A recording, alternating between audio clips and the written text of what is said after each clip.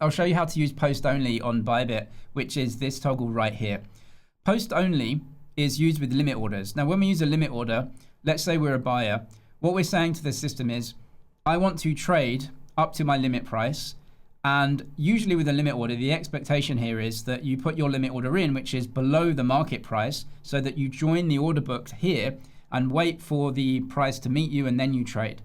Now, that's a limit order that goes in and you wait to trade. If you trade immediately, that's a market order, right? So if you want to just trade a market order, choose the amount that you want to trade. It's going to trade at the best price for you.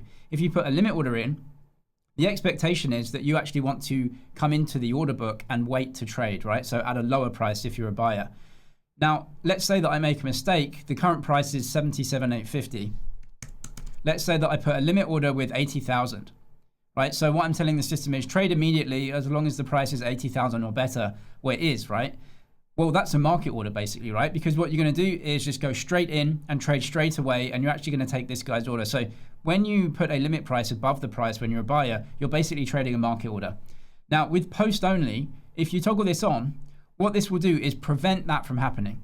So it prevents a mistake where you put a limit order in above the price as a buyer and you trade immediately. So let's say that I make a mistake and my limit price is 78,000. I'm going to trade immediately, right? So if I press buy, I'm going to trade immediately because my limit price is 78,000 and the actual price is below that. So I basically trade a market order here. Post only prevents that happening, and it will say, wait, you can trade immediately. That's not what you want to do. You've made a mistake. So if I press buy, I can press buy and confirm. Down here, you can see it says order submitted. However, I did not trade. Nothing happened here and my order got cancelled. You can see that the amount of USDC that I have is exactly the same. The reason being is post only says, you can trade immediately. That's not what you're trying to do with a limit order. Therefore, I'm going to cancel your order and prevent you from making that mistake. Now, if I put another limit order in at 75,000, I can press buy here.